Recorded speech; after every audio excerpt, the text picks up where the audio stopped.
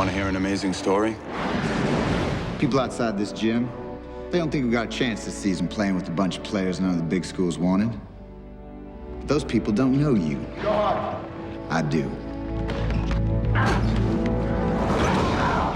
I really enjoyed the film very much.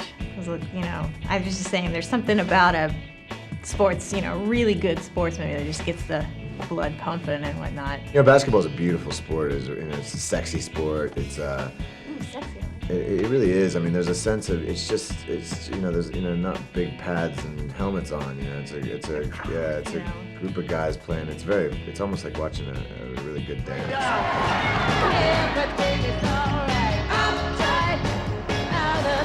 Basketball was segregated until this point, and within 1 year of this story, it was no longer segregated. And people don't, you know, you talk to someone like Pat Riley or Don Haskins himself, you know, they don't know how much longer that would have taken to happen had it not just been for his incredible integrity and intensity to make this go the way it went.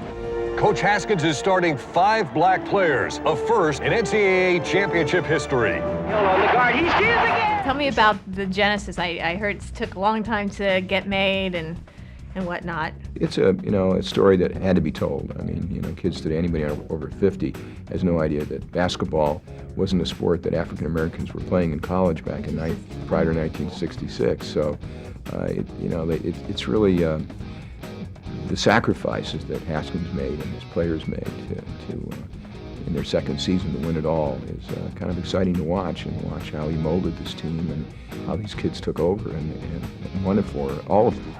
This is the national championship. Are you surprised? They come to play. It's not about who's got the most talent right now. It's about who's got the most heart. Haskins said he was totally dedicated at all times to winning. That's all it came down to. He said if I could win with Martians, I would win with Martians. You know, it wasn't a question of he didn't see the world as black and white, and he was very disturbed by what he went through and the racism he went through because he was confused. I'm sorry, they're men. Who cares if they're black or white? You know, they're athletes. Then they should be able to play at any level that they deserve to play at. If we're gonna win, we're gonna have to change everything, including who we recruit. Every one of these players you're looking at, they're just playground kids. They're a bunch of guys none of the big schools wanted. I see skill. I see quick. That's what I'm putting on the court. And what kind of research did you have to do? I know the character you play had died in 2002, right? Is that yeah? So did you get to talk to any of his family and get a sense of him? I did a lot of people searching, you know, people that made up his world, you know, because I think everybody has a batch of friends, and everybody's able to tell, you know, the different parts of you. They just told me basically that he didn't take any junk. I think he served justice in his own right. That's what I like about him. He's Peter. He's cool in the storm. So what's your team anyway? Nothing besides fundamental basketball.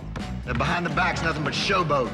Just playing my game. We play my game here. What are some of the stories that these guys told you about this time of their lives? He said it was a racially charged time. There was a lot of drama going on around it, so that too, yeah. that helped us get into the mind state of those times, because for us, at the end of the day, we can just shut it off, go back to our rooms, hang out with each other, go to the same restaurant, ride in the same car, watch BC, watch MTV, yeah, everything. I mean, they were still in that. Like, after the game was over, it was still 1966. You'll have to earn yourselves. Take a look around you. This ain't Kentucky. Look at this. We ain't never gonna be like that. You quit now, you quit every day the rest of your life. I mean, this changed so much more than just basketball, because what happened was all of a sudden you had colleges recruiting in places where there weren't, these untapped pockets of the disenfranchised. So all of a sudden you had minority athletes in college, and even if they didn't win a championship or go to the NBA, they got a degree and they got a college education, and they were able to contribute to society and an economic standpoint, which they hadn't had the opportunity to do that before. So in that, Don Haskins changed the face of society, which is why this is such a necessary story to tell. It's about heart. It's about who can go out there and play the hardest. They're not gonna give us anything. So you gotta go out there and you gotta take it.